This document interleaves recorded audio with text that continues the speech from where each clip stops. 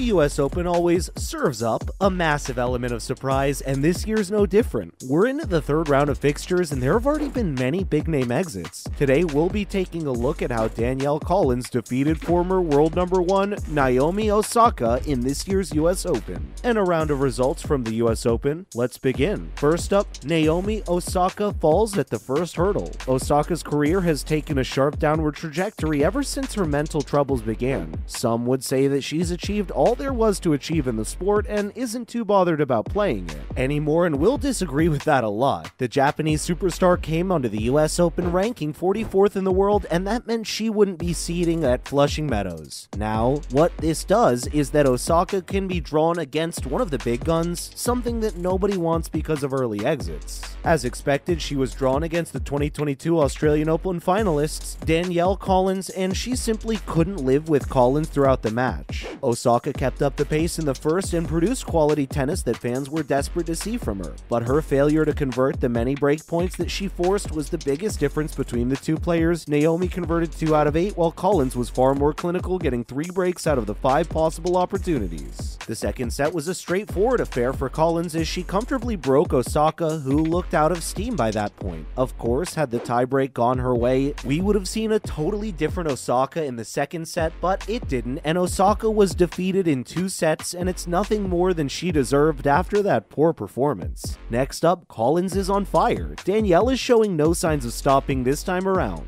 After a superb campaign in the first Grand Slam of the year, she wanted more at the US Open and produced another clinical performance in the second round against Cristina Bucsa of Spain. Bucsa was unseeded like Osaka, but had gotten to the second round after defeating Kaja Juven and coming through qualifiers for the Grand Slam. However, Collins didn't care much about her credentials. She started the match strongly with a double break. She wrapped up the first set to mount the pressure on the Spaniard. Bucsa, though, had no reply to Collins' domination, and even though she stayed in the game, finding the breaks and converting them too, it was pure heartbreak for when she was broken at a crucial point in the second and ended up losing the match. With 2 wins without dropping a single set, Collins seemed to be the woman to beat this year. The 28-year-old will be taking on the French woman Elise Cornet on the third round of the US Open as she looks to book her place in the second week of the Grand Slam. It won't be an easy match as Cornet's probably the toughest opponent for Collins so far. The former world number 11 got here after defeating the defending champion Emma Raducanu in the first round and getting past Katrina Siniakova in 3.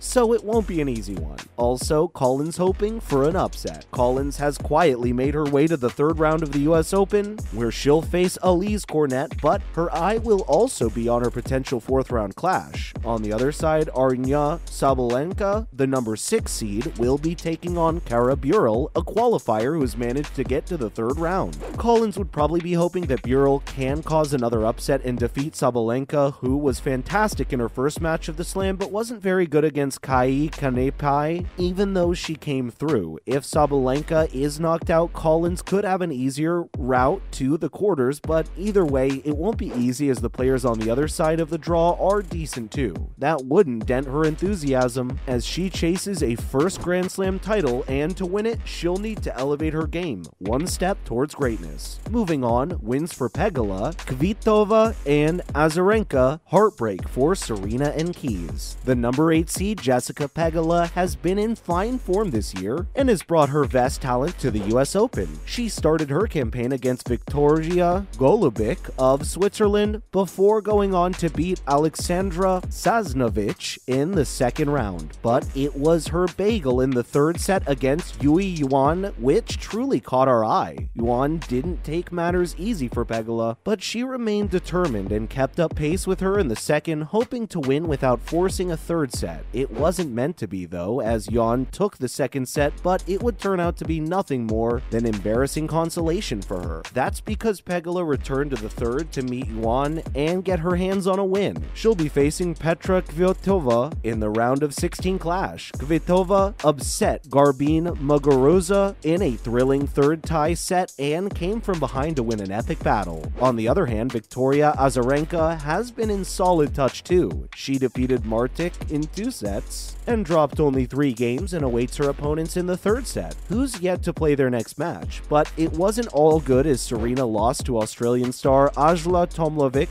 who was simply too good in the 3rd set as the GOAT settled for retirement. There was a bit more heartbreak for Americans as 2 of their favorite stars were pitted against each other, Coco Gauff and Madison Keys, but they'll be happy to see Gauff progress to the next round by beating Keys and dropping only 5 games. In other news, to begin, Gauff's impressive maturity. Coco Gauff may only be 18, but she's been playing with the confidence and exposure of a veteran. In fact, a lot of players have compared her to the Williams sisters, and we don't think that's unfair in any way. It's a massive compliment for Gauff and shouldn't be thought about as what people want her to become. She's already had a pretty successful career, but we think she's got a serious chance in this year's US Open. Gauff's enjoying a special year and has been spotless in the US Open so far. She's not dropped a single set and has been in phenomenal form throughout. Gauff defeated Leolia Jean of France in her opening round before going on to beat Elena Gabriela Ruz and Madison Keys to book her place in the round of 16 against Zhang Shui.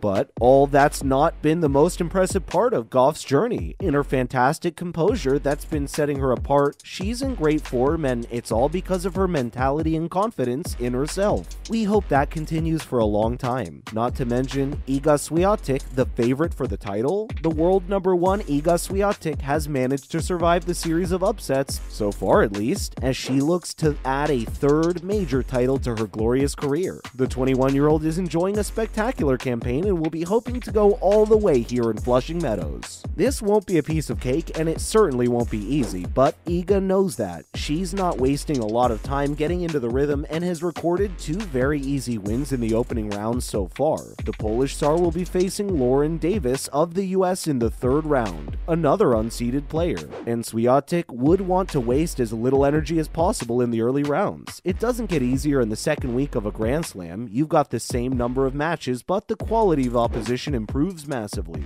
It can't be very hard to stay focused, but Swiatek would know all of that. She's won 2 Grand Slams already. Lastly, straight set wins for Alcaraz and Norrie. Cameron Norrie and Carlos Alcaraz were given tough fixtures to negotiate their 3rd round clashes, but they won their matchups and won them in style. Alcaraz was facing Jenson Brooksby, who likes to push the Spaniard, but this time, he couldn't match the class on display from Carlitos. Alcaraz was impeccable from start to finish, and despite losing a couple of service games, he recovered in time to win the match 6-3, 6-3, 6-3. Talking about players in form, Carlitos is one to keep an eye on because he's been sensational this year, and we wouldn't be surprised if he's around in the later stages of the US Open. On the other hand, Cameron Norrie too had a tough fixture. He was facing Holger Rune, and he didn't make it easy, at least not in the beginning. Rune pushed the Brit, but he won. The first set was a crucial break, and then it became a lot easier for the world number 9. That's a wrap for this video. Do you think Collins can go all the way this year in the US Open? Let us know in the comments below. Make sure to give this video a thumbs up and subscribe to our channel for more videos just like this one. Thank you so much for watching. We'll see you in the next one.